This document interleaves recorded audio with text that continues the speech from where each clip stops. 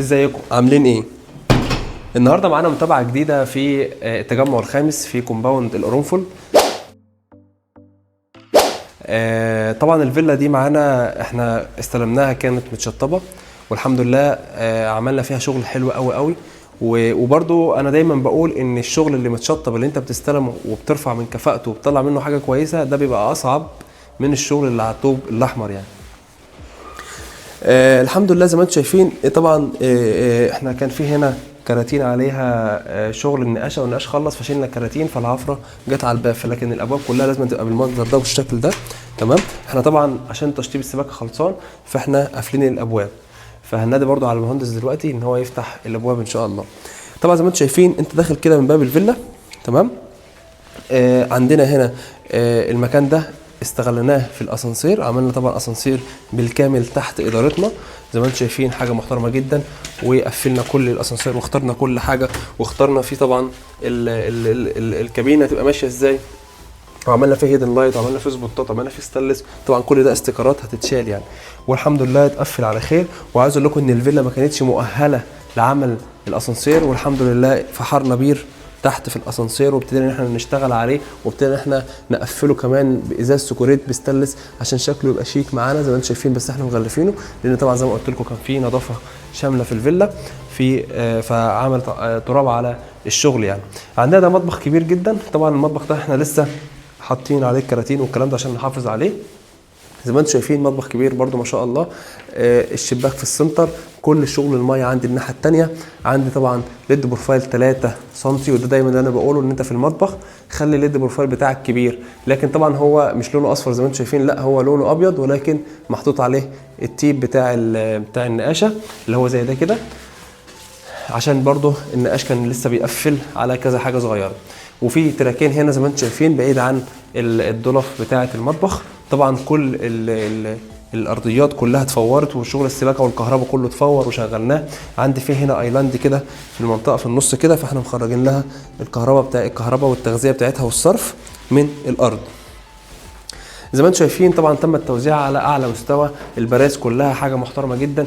وعايز اقول لكم ان انا عملت شاشه برده هنا، تمام، عشان في ناس كتيره كانت معترضه على الموضوع ده، وبرده عملته يعني لان هو مفيد جدا لست البيت.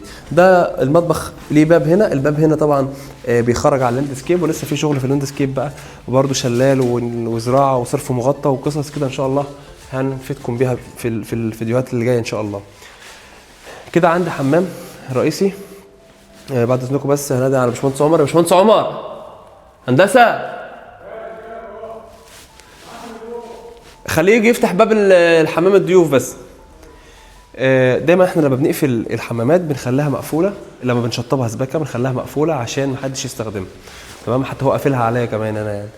فاحنا داخلين كده هنا اهوت، ده الريسبشن بقى. طبعا ده دخلة البيت، دخلة الفيلا، فحبينا ان احنا طبعا ان احنا نخليها حاجه فيها شيء من الفخامه عشان تستقبل معايا الشغل اللي جاي من اللاندسكيب من هنا ومن هنا، وبرده تستقبل اللي جاي من باب الفيلا يدخل يلاقي الريسبشن بسم الله ما شاء الله حاجه محترمه جدا.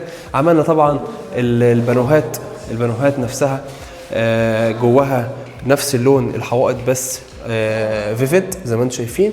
وابتدينا احنا نعمل الفيوتك، وعملنا فيوتك 2 سم وفيوتك 4 سم، وزي ما انتم شايفين بكرانيش، وعملنا كرانيش داير على الجبسون بورد.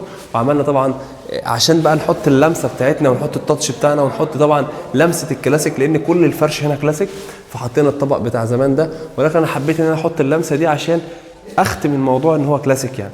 حطينا هنا عمودين زي ما انتم شايفين كده ابيض عشان السقف كله ابيض. وطبعا اللون الدهان اللي احنا جبناه هنا مش اي لون ولا ليه اسم، لان احنا عملنا ميكس بين اللاتيه واللامستون، فطلع اللون ده. طبعا كل حاجه صبغه كامله عشان كده تلاقي اللون غامق شويه.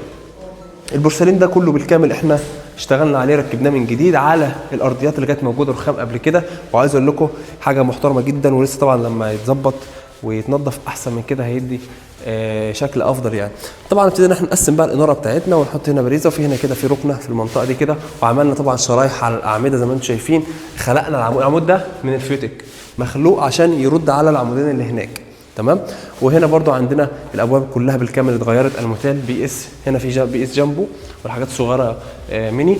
وهنا طبعا في التكييف بتاعنا والشاشه بتاعتنا. زي ما انتم شايفين حاجه سيمبل، حاجه بسيطه، وفي نفس الوقت برضو الحمد لله احنا كنا داخلين على الفيلا كان فيها مشاكل كتيره جدا جدا. يعني احنا كفايه ان احنا فورنا الكهرباء والسباكه من جديد. باشمهندس عمر، الباب باب الحمام ده بعد اذنك. باب الحمام الضيوف افتحه بس. احنا فاكين الوشوش. وشوش ايه؟ الوش بتاع السيفون والحاجات دي. تسلم هندسه. زي ما انتم شايفين تعالوا خدكم برضو نظره سريعه كده على الحمام اللي هنا. طبعا لسه في شويه شغل ولكن برضو نوريه لكم. يعني احنا هنا الحمام طبعا استخدمنا كل حاجه جولد، وعملنا هنا طبعا حوض بالكامل من رخام الامبراطور اللايت، واستخدمنا طبعا كده حوالي نسبه 25% من اللون الابيض مع الاكسسوار الجولد.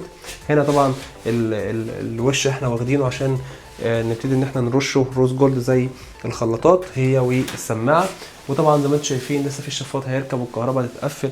وطبعا الرخام زي ما انتم شايفين رخام الامبراطور لايق مع الابواب. اشوفكم في الجزء الثاني من الفيلا وتفاصيل ممتعه اكتر. سلام.